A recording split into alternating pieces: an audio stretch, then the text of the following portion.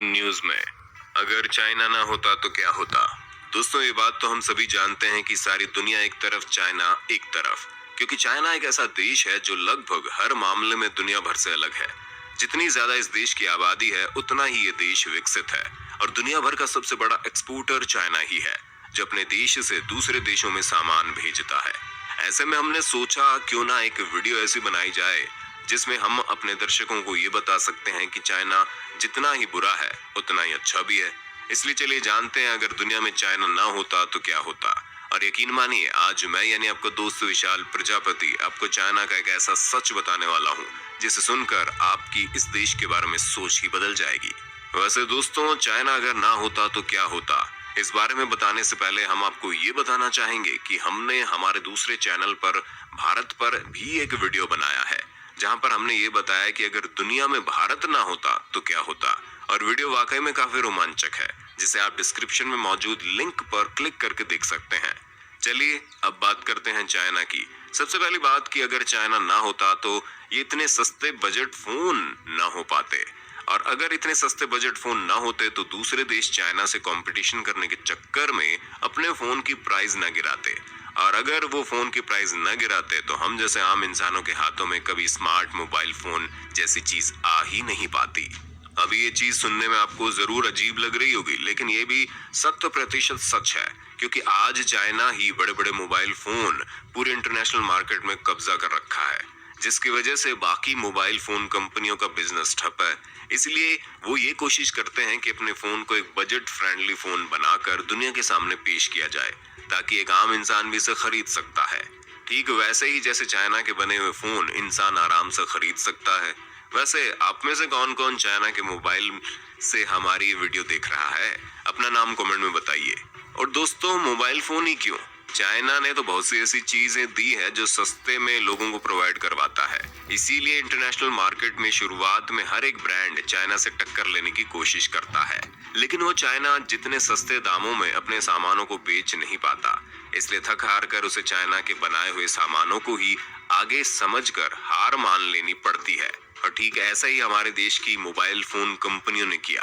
खैर, अब तो आत्मनिर्भर भारत के चलते कई सारी कंपनियां अपने मोबाइल फोन तैयार कर रही है, और देखो चीजें कहां तक जाती हैं। वैसे दोस्तों, जब चाइना की बात हो ही रही है तो चाइनीज खाने को हम कैसे पीछे छोड़ सकते हैं। क्योंकि आप चाइना से प्रेम करें या ना करें, लेकिन चाइनीज खाने से तो आपको प्रेम होगा ही होगा। अब हर कोई इन छोटी आंख वाले लोगों द्वारा दुनिया में पेश किए गए नूडल वगैरह खाना पसंद करता है, क्योंकि ये उन चीजों में से एक है जो इंसान हफ्ते में एक बार तो खा ही लेता है। अब आप सोचिए, अगर चाइना ना होता तो आपकी फेवरेट नूडल्स कहाँ से आती।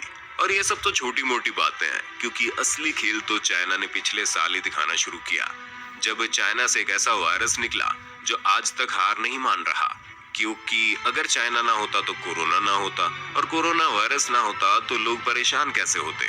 लोग परेशान ना होते तो मास्क क्यों पहनते, और अगर मास्क ना पहनते तो भैया पुलिस के डंडे कैसे पड़ते।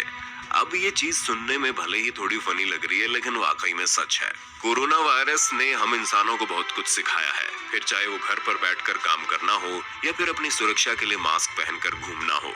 क्योंकि जापान एक ऐसा देश है जो शुरुआत से ही मास्क पहनकर रखता है। इसी वजह से जब पूरी दुनिया कोरोना से परेशान थी तो जापान बड़े मजे में था, क्योंकि उसे पहले से ही सैनिटाइजर और मास्क वगैरह का मतलब पता था, कैसे इन सब चीजों का प्रयोग रोजमर्रा की जिंदगी के लिए बहुत जरूरी था। और कोरोना काल में प्रकृति ने कितने बेहतरीन तरीके से अपने आप को वापस से ठीक किया है। ये भी तो आपने देखा ही होगा, कैसे पेड़ पौधे मानो एकदम से निखर गए हों, वातावरण में प्रदूषण कम होने लगा, और ये सब कुछ कोरोना की वजह से हुआ।